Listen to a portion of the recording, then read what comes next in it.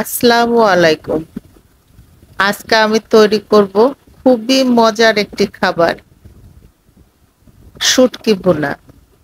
কাসকি শুটকি কাঁঠালের বিচি দিয়ে ভুনা। শুটকি তো সবার অনেক পছন্দ, তো এর জন্য লাগবে আমাদের কাসকি মাছের শুটকি আর কিছু কাঁঠালের বিচি কুচি করে নেওয়া। এখানে আমি নিয়েছি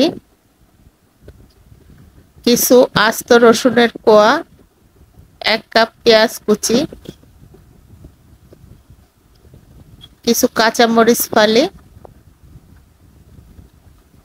আর 2 টেবিল চামচ রসুন কুচি। এই তো, প্রথমে প্যানের মধ্যে আমি তেল দিব, তার মধ্যে আমি পেঁয়াজ কুচিগুলো দিয়ে দিব, দিয়ে রসুন কুচিও দিব। এরপরে দিব আমি স্বাদ মতো লবণ। লবণ দিয়ে আমি হালকা বাদামি করে ভেজে নিব।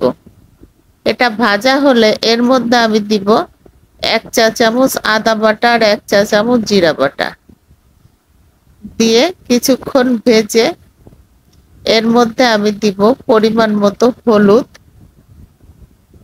আর 2 চা চামচ মরিচের গুঁড়া। শুটকিতে একটু ঝালঝালি ভালো লাগে, এটা আপনাদের পছন্দ মতো দিয়ে নেবেন, যে যেমন ঝাল খেতে পছন্দ করেন। মরিচের গুঁড়া আর হলুদের গুঁড়া দিয়ে আমি সামান্য একটু পানি দিয়ে কষিয়ে নিব। তেলটা যখন উপরে উঠে আসবে তখন এর মধ্যে আমি কাজকের শুটকিগুলো আগে থেকে ধুয়ে পরিষ্কার করে নিয়েছিলাম, এখন আমি এটার মধ্যে দিয়ে কিছুক্ষণ ভেজে নিব। নিয়ে এর মধ্যে আমি কুচি করা কাঁঠালের বিচিগুলা দিয়ে কিছুক্ষণ কষাবো। এটা কিছুক্ষণ কষানো হলে এর মধ্যে আমি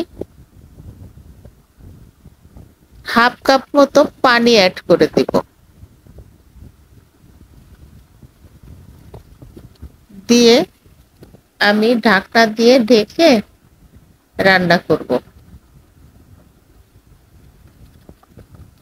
শুটকি তো আমরা সবাই অনেক পছন্দ করি। এই তরকারিটা দিয়ে আপনি 1 প্লেট ভাত এমনিতেই খেয়ে ফেলতে পারবেন, আপনার আর কোনো কিছুর দরকার হবে না।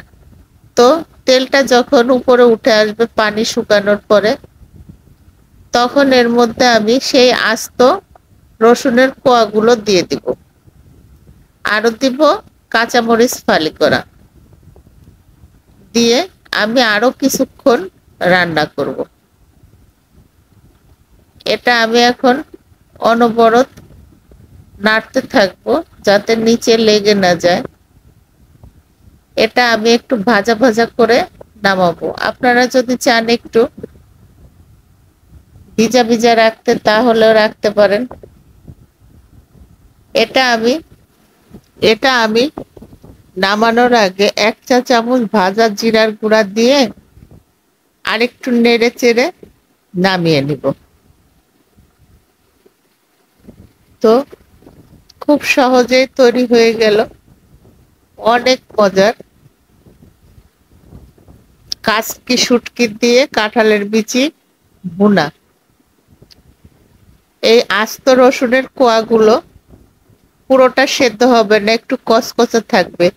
এটা মুখের মধ্যে পড়লে যে কি মজা লাগে, না খেলে আপনি বুঝতেই পারবেন না। তো এভাবে একবার ট্রাই করবেন, এটা খেতে সত্যি অসাধারণ হয়। তো ধন্যবাদ সকলকে সাথে থাকার জন্য। আল্লাহ হাফেজ।